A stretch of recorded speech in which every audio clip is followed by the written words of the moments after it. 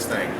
You also have a button on the inside right here to open it from the inside, and you have a button in the dash in the very middle next to the cup holders. Alright, let's go walk inside. Okay. So what I'm going to do real quick is I'm going to shut the entire system off, and we're going to treat it as if we've been storing it. Okay. And I'm going to show you how to turn everything on for the first time. Okay.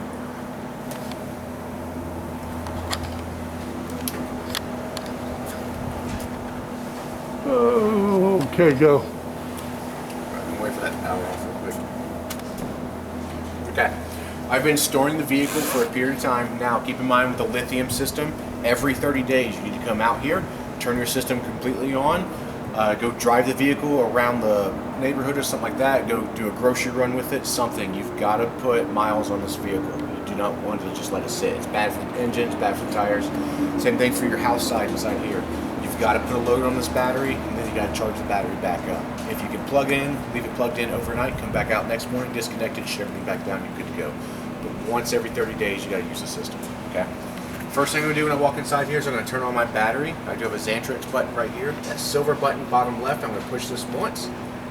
It's going to boot up this screen right here. I'm going to wait for it to go through its boot up process. There we go, now it's ready to go. I have a state of charge display right here. It says 100%, which means that battery's completely full right now. And then I have an amp draw, which is showing a roughly half amp intake. So it's actually putting energy into the battery right now. I'm not drawing that. If I'm drawing anything, that plus sign is going to go away, and it's going to show me how much amperage I'm drawing from that battery. Once I do that, I come into my battery disconnect switch. I'm going to rock this in the use position, because I'm using the coach. Now I have 12 volts inside the coach, okay? Now if I come down here to my Firefly screen, I'm going to walk around this side so you can see it. Now that I have my 12 volt power, I've activated my Firefly multiplex right here. So this is the main computer to control almost everything inside the coach. I do have 5 different screens to choose from. The top left one, home. This is the home screen right here. I have the light master controller at the very top left. If I turn this on, it turns on all of my interior lights. Off will turn them all off. So I can turn it on, or I can go to the light bulb over here and I can individually turn off different sections if I want to, okay? Then the ones with the up and down arrow keys are dimmable. So I can hold that down and it will dim that light. I can release it wherever I want to, and if I want to bring it back up, hold it down again, so you can go all the way down and come all the way back up. Just like that, okay? Next we have our awning control, so one button touch to extend. I can stop it partially if I want to. One button touch to retract. If I have the ignition on, there's a red bar that pops up over the screen that says awning locked by ignition. You cannot use the awning when the ignition's on. I have my holding tanks right here, so I have fresh tank. I can see it's 75% full. My gray water and my black water are both empty, and my LP is full right now, okay? And if I'm using the fresh water, I do want to turn on my water pump and pressurize my freshwater tank. That way I have plumbing inside the coach. If I'm connected to city water, and I got that valve on the outside set to the city connection, water pump must be off. Okay. I have temperature control here, so my thermostat. I have ambient inside the coach, which is 73 degrees, and my set point, which is 71 degrees. If I come down here to the thermometer, I can turn on the AC system by touching cool. Give it a couple seconds, we'll hear it spool up. The fan indicator indicates that the fan is now on, the condenser fan. Give it a few more seconds, you're going to hear the AC compressor kick on and the condenser fan on the outside.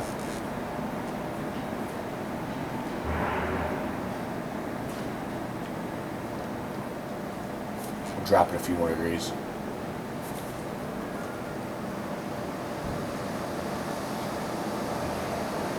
Okay, so the air kicking on now. Yep, okay. If I don't need this, I'm going to touch cool and shut that system down. Now, I'm going to come back to this Truma system here in a second. This is battery voltage right here. It's displaying house battery voltage, chassis battery voltage. If I'm plugged into shore power, it's going to charge both, the engine battery and the house battery. If I am driving down the road and I want the engine to charge the house battery, I need my disconnect on and my lithium battery on in order for it to charge it up. Okay? If I shut this down, it will not charge it up. The circle with the lightning bolt right here. So this is my power center. Again, house battery voltage, chassis battery voltage. I can see that the inverter's on pass-through and my charger's at float charge because that battery's completely topped off right now. If I come down here to inverter charger, these are my settings. I touch this. This displays AC and DC information right here. This is my breaker size. Remember I was saying if you go to a 15 or 20 amp, you've got to tell it that you're going to a 15 or 20 amp. I'm going to go to my Xantrex controls right there, and I can drop this breaker size down and tell it what size breaker I'm plugging into, and I would just hit save. That way if I plug a 30 amp with a power adapter into a 15 amp circuit, I'm not going to pop that circuit. Okay. Sleep, wake right here either puts the inverter to sleep or wakes it up. If I am boondocking and being power conscious, I do not want to run that inverter unless I need it. If I'm boondocking and I don't need that inverter, I'm going to put it to sleep. Okay, I'd shut it down right there, or I can wake it up. I cannot do that when I'm plugged into shore power. If I'm on shore power, it is automatically on. I cannot turn it off. Okay. So we covered that. We covered the light bulb. The exterior lights are right here. These are manual. You do have to come in here and touch them. They're not controlled by the light master. Okay.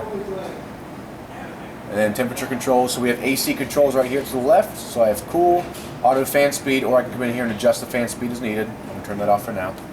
Truma controls are right here. So air heater, is it on or off? If I turn this on, it overrides the AC, and I'm going to use the same set point over here to tell it what temperature I'd like inside the coach. The hot water heater is right here. It's set to hot, but I can also come in here. I can turn it off. I can put it on eco, or I can put it on hot. Okay. And then my energy mode. How am I making heat? Right now, it's set to gas. I have mix 1, mix 2, electric 1, or electric 2. 1 is summer use. 2 is winter use. I probably would not use 2 at all in Florida. It never really gets cold enough here. I need it. Okay, 1 is summer. Yep. 2 is 2 winter. is winter. Yep. Okay. Mix is I'm letting the computer decide how am I making heat. The plug symbol tells me I have 110 available to it because I'm plugged into shore power, so I can use. Just overloaded the system.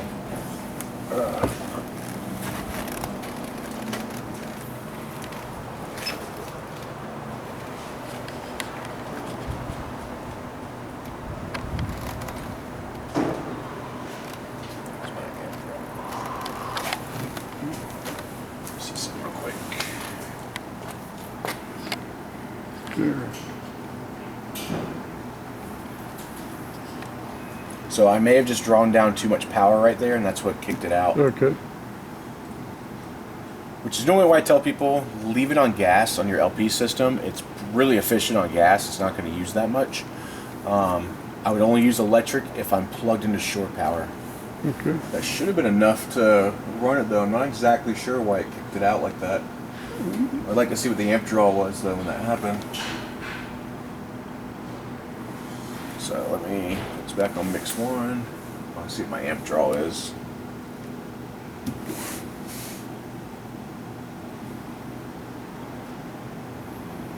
I'm pulling 7 amps right now. Okay, you want to turn the gas back on then? Yep. I'm gonna put it Yeah, on let's gas. just turn the gas. We'll leave it at that. Okay. So I'll Yeah, shut that switch on the outside. We'll do it later. Okay. So I'm just going to shut this down for now. So yeah, gas. Mix 1 or mix 2 is either summer use or winter use, and I'm letting the computer decide how it's going to make that heat. Okay. It will default to electric until you suddenly lose that electric for whatever reason. RV campsite loses power. Someone walks by, kicks out the cord, something like that. It will automatically switch over to gas. And then EL1 or EL2 is I'm telling it I want you on electric 1 or electric 2. Gotcha. 1 is summer use, 2 is winter use. Okay. So we covered that. Go down here. Last one, settings. So I have the mobile app right here. You scan this display right here. It'll let you download the app from the App Store. I think it's $3 in the App Store right now. Vega Touch Eclipse is the name of it. You're going to do a scan on it. You're going to scan for your ID, find your Is ID. that $3 a month, or is it like a one-time fee? One-time purchase. Yep. So scan that. You're going to scan for yours, which is 300587, and then it's going to ask you to enter a PIN number. Once you Gotcha. enter that PIN number, it'll ask you to change it to a custom PIN number so no one else can access your coach. Gotcha. All right. Network diagnostic is more for us to come in here and look at the computer and see what the computer's telling it to do. Floor plan you can't change. Screen brightness is self-explanatory. Auto dimming dims the screen at night, so it's not that bright. Cleaning mode sets the screen off for 15 seconds, so you can come over here and wipe the screen off and not push buttons in the process. And then you can set the time right there, which obviously the time's incorrect. All right. Any questions on the Firefly screen? Nope. All right. If we look back up here inside